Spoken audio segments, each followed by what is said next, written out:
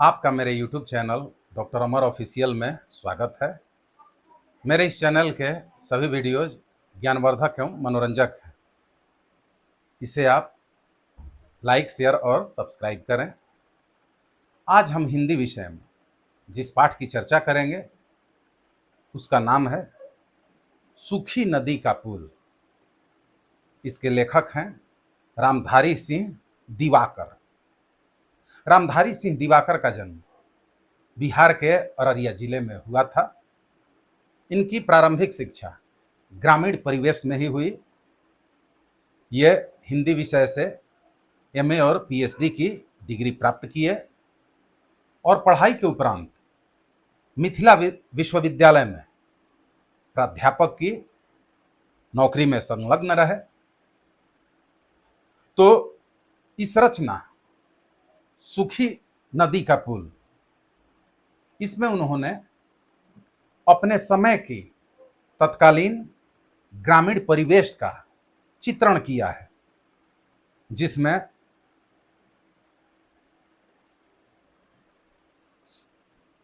उस समाज की कट्टर जातिगत व्यवस्था, अगड़े पिछड़े की भावना का चित्रण इन्होंने इस कहानी के माध्यम से किया है। और जातिगत अगड़े पिछड़े की भावना और इस संघर्ष के कारण आए दिन उन क्षेत्रों में संघर्ष, लड़ाई, गोलीबारी आम बात हो गई थी, जिसका वर्णन इन्होंने सूखी नदी का पुल में इन्होंने किया है। कहानी शुरू होती है कि लीलावती बहुत वर्षों के बाद, जब से वो शादी करके गई थी तो बंबई में रह रही थी, तो बंबई से बहुत वर्षों के बाद अपने गांव पर आ रही है। इसके पहले वह बहुत वर्ष पहले अपने मां के मरने पर उनके श्राद्ध कर्म में सम्मिलित होने के लिए लीलावती गांव पे आई थी, यानी कि अपने मायका नैहर में बहुत वर्ष पहले आई थी। इतने दिनों के बाद जैसे ही वह गाड़ी से उतरी, उसको लेने के लिए उसके घर से भाई और भतीजे पहुंच चुके थे। अपनी गाड़ी में, जीप में लीलावती को बिठाकर वहां से गांव की ओर चलते हैं। लीलावती देखती है कि मेरे भाई और भतीजे अपने पास में बंदूक भी रखे हुए हैं। वो चकित होती है। तो बताते हैं कि लीलावती अब अपना गांव पहले वाला स्थिति में वो गांव नहीं रह गया है। तुम तो बहुत वर्षों के बाद यहां पे आई हो। अब यहां पे जातिगत दुश्मनी बढ़ गई है। यहां पे लोगों ने अपने अपने टोली में, वर्ग में अपनी निजी सेनाएं बना ली हैं। जमीन को लेके, किसी बात को लेके लड़ाई झगड़ा, दुश्मनी, मार पीट, गोली चलना आम बात हो गई है। लीलावती सुन के चकित हो जाती है। अपने गांव को निहरते हुए जब मायका घर पे पहुंचती है तो चर्चा होती है उसके जमीन की, कि मायके से उसको 5 एकड़ जमीन दान के रूप में लीलावती को मिली हुई थी, जो उसके भाई देखभाल करते थे, मालगुजारी की रसीद कटाते थे। तो उन्होंने सारी बातें कह के लीलावती को सुनाई कि जो जो घटनाएं घटित हुई हैं, कि तुम्हारे उस जमीन को हम लोगों ने खेती के लिए कलेश्वर और उसके परिवार को जो दी थी, उस जमीन को उन सबों ने हड़पना चाहा। इसके लिए मारपीट हुई। बात न्यायालय तक पहुंची तो न्यायालय में, कोर्ट में हमारी जीत हुई और कितनी मेहनत से तुम्हारी उस जमीन को हम बचा के रखे हुए हैं। ऐसा सुन के लीलावती चकित हो गई, क्योंकि उसी कलेसरा की माँ, जिसे वो सहेलिया माए कहती हैं, कहानी में वर्णित है कि उसी की माँ ने दूध पिला के लीलावती का बचपन में पालन पोषण किया था, क्योंकि लीलावती की माँ को तबीयत ठीक नहीं रहने के कारण दूध नहीं बनता था। तो इनको जीवित बचाने के लिए उस सहेलिया माए यानी कि कलेसरा की माँ ने अपना दूध पिला के इनको, लीलावती को बड़ा किया था। ये बातें सुन के लीलावती चकित होती है। सारी घटना प्रसंग सुनने के उपरांत ये लीलावती अपने घर में गांव घूमने के लिए, अगल बगल मोहल्ले टोले में जाने के लिए बेचैन होती है, चूंकि ये उसकी, लीलावती की जन्मभूमि रही है, उसका गांव।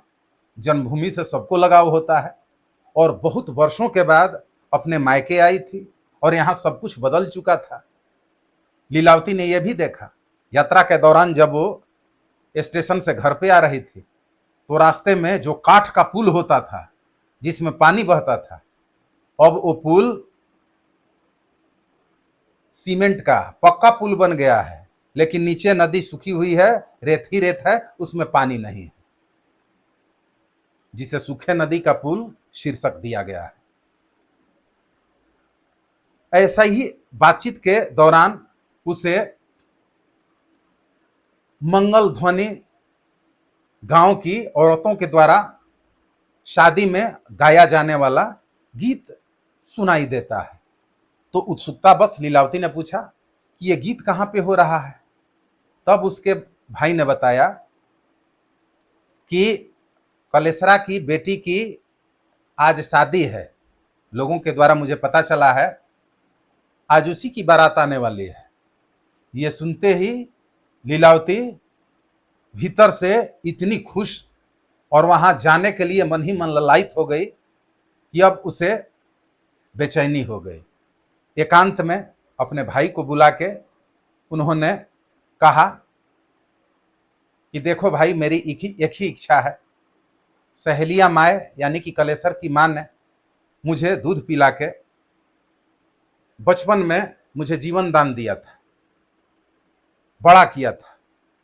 मैं इतने वर्षों के बाद आई हूं, मैं अपना कर्ज उतारने के लिए उसे एक दो साड़ी लाई हूं, उसके पास देने के लिए जाना चाहती।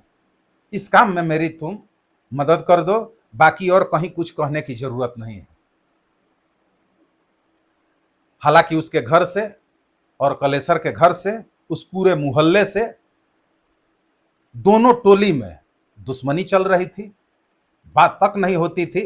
लेकिन लीलावती की बात को रखने के लिए भाई ने कुछ दूर आगे चल के उसको छोड़ दिया और धीरे से लीलावती लोगों की नजरों को बचाते हुए कलेसर के घर में यानी कि सहेलिया माई के पास तेजी से जाके पहुंचती है।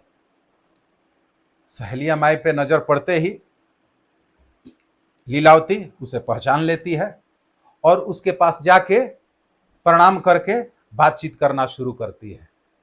और जब पूरा अपने बारे में जानकारी सब देती है तो सहेलिया माई, कलेसर और उसके घर के जितने लोग थे वहां आके इतने खुश होते हैं कि उनके आंखों से आंसू निकलने लगता है। सब रो रो कर उनको बधाई देते हैं, शाबाशी देते हैं कि आपने बहुत अच्छा किया कि इस शुभ मौके पर हमारे आंगन में आके हम लोगों की हिम्मत को, मनोबल को, खुशी को दुगना आपने कर दिया।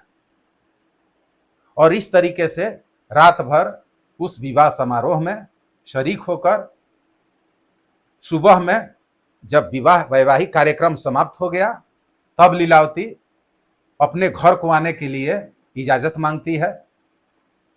उस समय कलेसरा के घर के अगल बगल उसके मोहल्ले के लोग एक साथ मिल के बड़ी खुशी के साथ, नम्रता के साथ लीलावती को पहुंचाने के लिए उसके मोहल्ले में उसके दरवाजे तक आते हैं और अपनी खुशी का इजहार करते हैं। इसके बाद अपने घर में आकर लीलावती प्रसन्न होकर सारी बात बताकर अपने भाई को बुलाती है। भाई लीलावती को देख के कहते हैं कि आपको जो ये 5 एकड़ की जो जमीन मिली थी, ये कागज अपने हवाले कर लीजिए। इतने दिनों तक तो मैं संभालता रहा, इसमें बहुत परेशानी का सामना मुझे करना पड़ा, अब अपनी अमानत को आप अपने हवाले कर लीजिए। यह सुनकर लीलावती भाई को अपने एकांत में बुलाती है और अपनी बात को अपने भाई के समक्ष रखती है कि मैं जो बात कहूंगी मेरे भाई, पहले वचन दो कि उसे तुम पीछे नहीं हटोगे। जो मैं कहूंगी वो तुम दोगे ना। मेरे लिए ये दान में मिली हुई जमीन है, इस जमीन की मेरे लिए कोई कीमत महत्व नहीं है। भाई ने कहा कि हाँ बहन, जो तुम कहोगी मैं वैसा करूंगा। तब लीलावती ने फैसला सुनाया कि जिस सहेलिया माए ने मुझे दूध पिला के जिंदा रखा, मैं ये अपनी जमीन सहेलिया माए के नाम से रजिस्ट्री करना चाहती हूँ। यह सुन के उसके भाई अवाक रह गए, चकित रह गए, लेकिन वचन तो दे चुके थे। कहा कि ठीक है बहन। और अगले ही दिन, चूंकि वहां पे सहेलिया माई से ये सब सारी बातें लीलावती कहकर आई थी, अपने रजिस्ट्री ऑफिस में जाके, निबंधन कार्यालय में जाके सहेलिया माई को ले जाकर के और उनके घर के लोगों को ले जाकर के अपने कागज को साथ में ले जाकर के उसके नाम से उस जमीन की रजिस्ट्री कर दी। और इस तरीके से दोनों पक्षों में जो इतने वर्षों से दुश्मनी चली आ रही थी, दुश्मनी का मैल इस प्रसंग ने धो डाला। सब लोग एक दूसरे के प्रति आदर सम्मान की भावना रखने लगे, दुश्मनी को भूल गए और एक दूसरे से प्रेम पूर्वक, व्यवहार पूर्वक बातचीत करके उस गांव में रहने लगे। तो लीलावती ने अपने समझबूझ से दो मोहल्लों के, दो टोलों के लोगों के बीच की वर्षों से चली आ रही खूनी संघर्ष को, दुश्मनी को मित्रता में, प्रेम में बदल दिया। तो इस कहानी के माध्यम से रामधारी सिंह दिवाकर ने तत्कालीन समाज की जातिगत भावना, अगड़े पिछड़े की भावना, जमीन जायदाद को लेकर के खूनी संघर्ष की भावना को उजागर किया है और लोगों को इससे सचेत रह के इंसानियत की भावना को, प्रेम की भावना को सर्वोपरि रखने की सलाह दी है। तो इस तरीके से इस कहानी का समापन होता है। अगले दिन, अगले अध्याय में किसी और टॉपिक पे चर्चा होगी। बहुत बहुत धन्यवाद।